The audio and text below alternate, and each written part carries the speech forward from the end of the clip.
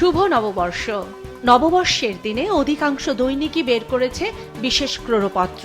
দৈনিক প্রথম আলোর প্রথম পাতায় গুরুত্ব দিয়ে প্রকাশ করা হয়েছে দেশের হাম পরিস্থিতির খবর। হাম ও হামের উপসর্গে আরও 7 শিশুর মৃত্যু, সর্বোচ্চ শনাক্ত ঢাকায়। জ্বালানি সংকটে অকটেনের মজুদ বাড়ছে, কমেছে সরবরাহ ভোগান্তি। শিরোনামের প্রতিবেদনে বলা হয়েছে 17 এপ্রিল অকটেন নিয়ে আরও একটি জাহাজ আসার কথা। দেশীয় উৎস থেকেও প্রতিদিন সরবরাহে অকটেন যুক্ত হচ্ছে। আর জ্বালানি সংকটের ভোগান্তির পেছনে মূল যে কারণ, সেই মধ্যপ্রাচ্য পরিস্থিতি নিয়েও একটি প্রতিবেদন হয়েছে পত্রিকাটির প্রথম পাতায়। ইরানের বন্দরে অবরোধ শুরু করেছে যুক্তরাষ্ট্র। অবরোধ এলাকায় ইরানি জাহাজ এলে ধ্বংস করার হুমকি ট্রাম্পের, আর ইরান বলছে অবরোধ অবৈধ ও জলদস্যুতার শামিল।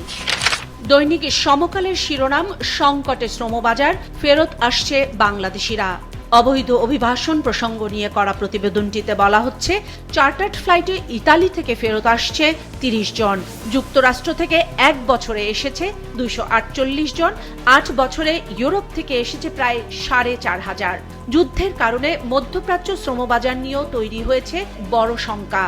আর এই পরিস্থিতিতে ভূমধ্যসাগর পাড়ি দিয়ে ইউরোপে যাওয়া আরও বাড়তে পারে। পত্রিকার দ্বিতীয় ভাজে গুরুত্ব দিয়ে প্রকাশ করা হয়েছে প্রধানমন্ত্রীর সাথে গতকাল ব্যবসায়ীদের বৈঠক নিয়ে একটি খবর। শিরোনাম, কৃষিভিত্তিক শিল্পে বাড়তি নজর দিতে চায় সরকার। প্রতিবেদনটিতে বলা হচ্ছে, সরকারি অব্যবহৃত জমিতে খামার প্রতিষ্ঠায় আগ্রহ দেখিয়েছেন উদ্যোক্তারা। দৈনিক সমকালের শেষের পাতার শিরোনাম, বৈশাখী উৎসবে ইলিশ নিয়ে বৈষম্য, চড়া দামে নিম্ন ও মধ্যবিত্তের নাগালের বাইরে ইলিশ। প্রতিবেদনটিতে বলা হচ্ছে, রাজধানীতে আকার ও মানভেদে প্রতি কেজি ইলিশ বিক্রি হচ্ছে 2500 থেকে 3000 টাকায়, আর ছোট সাইজের ইলিশ 1800 টাকার নিচে। তারপরও চাহিদা মতো মিলছে না ইলিশ, কারণ ঝাটকা নিধন ও অবৈধ জালি এখানে বড় চাপ। তাছাড়া জলবায়ু পরিবর্তন ও অতিরিক্ত আহরণেও দেখা দিয়েছে ইলিশ সংকট।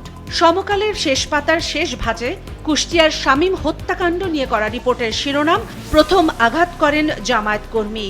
রিপোর্টটিতে বলা হচ্ছে, ভিডিও ফুটেজ বিশ্লেষণ করে এই ঘটনায় হামলাকারীদের শনাক্তের কাজ চলছে। শামীমকে প্রথম আঘাত করেন রাজীব দফাদার নামের এক ব্যক্তি।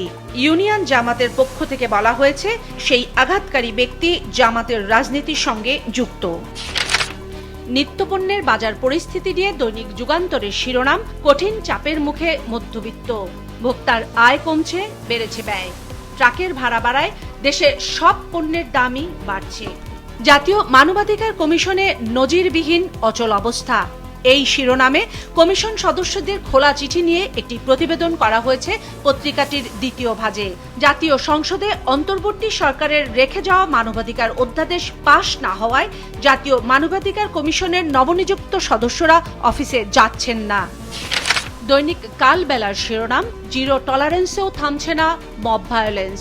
বিশেষ গুরুত্ব দিয়ে লাল রঙে করা এই শিরোনামের খবরটিতে বলা হয়েছে, 2024-এ গণপিটুনিতে নিহত হন 128 জন। 2025-এ সেই সংখ্যা দাঁড়ায় 198-এ। অন্তর্বর্তী সরকারের সময়ে 5 মাসেই 96 জন নিহত হন। মব ঠেকাতে পুলিশের নানা সীমাবদ্ধতা উল্লেখ করে রিপোর্টটিতে বলা হচ্ছে, মবকারীদের তুলনায় ঘটনাস্থলে পুলিশের উপস্থিতি কম। একটি বিশেষ মানব পাচার মামলা নিয়ে প্রতিবেদন করা হয়েছে পত্রিকার প্রথম পাতার দ্বিতীয় ভাজে।